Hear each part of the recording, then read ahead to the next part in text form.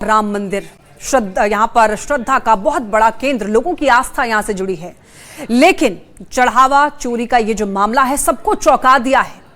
किस तरीके से यहाँ पर लोगों ने, जो ट्रस्ट के ही लोग थे वो चोरी कर रहे थे, और जो सीसीटीवी फुटेज सामने आए हैं वो लोगों को हैरान कर रहे हैं। देखिए इस रिपोर्ट में पूरा मामला।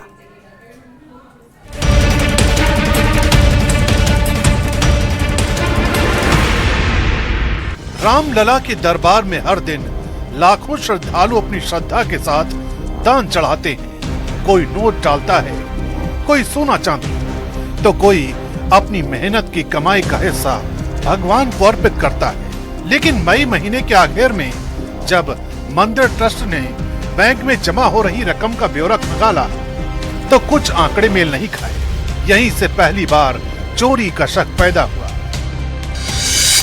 दरअसल दान पेटी से सामान्य तौर पर एक बार में 6 से 7 लाख रुपए तक निकलते थे, लेकिन लगातार कुछ सप्ताह तक 500 रुपए के नोटों की गड्डियों में कमी दिखाई देने लगी।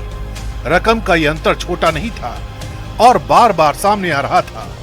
जब अधिकारियों को लगा कि मामला सामान्य गिनती की गलती का नहीं है, तब नोट गिनने वाले कमरे की निगरानी बढ़ाने का फैसला लिया गया और पूरे मामले की सीक्रेट तरीके से जांच शुरू हुई। शक गहराने के बाद नोट गिनने वाले कमरे में हिडन कैमरे लगवाए गए।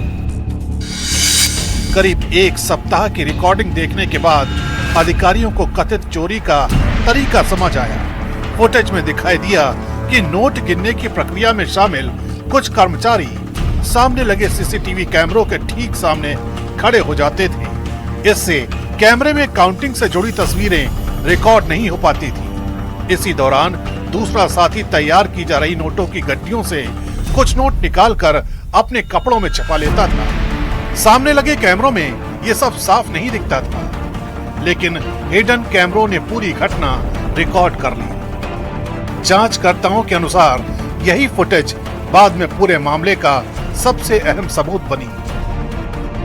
बहनों और भाइयों, ये स्वीकार्य नहीं। सरकार की जो मंशा है, सरकार ने पहले दिन कहा कि दूध का दूध और पानी का पानी सबके सामने आएगा। जांच में चोरी का दूसरा तरीका भी सामने आया। जानकारी के मुताबिक नोट गिनने वाले कर्मचारी गड्डियों में अतिरिक्त नोट जोड़ देते थे। जब बैंक की तरफ से रकम दर्ज होती तो पूरी गड्डी के आधार पर वाउचर बन जाता। बाद में मंदिर से बैंक ले जाते समय गड्डियों में रखे गए अतिरिक्त नोट निकाल लिए जाते थे। इस तरह कागजों में रकम पूरी दिखाई देती थी और चोरी भी हो जाती थी। आरोप है कि चढ़ावे के वाउचर बनाने की प्रक्रिया से जुड़े अनुकल्प मिश्रा इस कथित हेराफेरी में शामिल था और अपने बहनोई लवकुश मिश्रा के जरिए ये खेल चल रहा था। मामला खुलने के बाद पुलिस ने लवकुश मिश्रा के घर से करीब 10 लाख रुपए भी बरामद किए थे। जांच में ये भी सामने आया है कि नोट गिनने की प्रक्रिया से जुड़े कई कर्मचारी किसी न किसी की सिफारिश पर लगाए गए थे। बताया जाता है कि व्यवस्थापक रामशंकर यादव और टिन्नू यादव ने अपने चचेरे भाई मनीष यादव को इस काम में लगवाया था, जबकि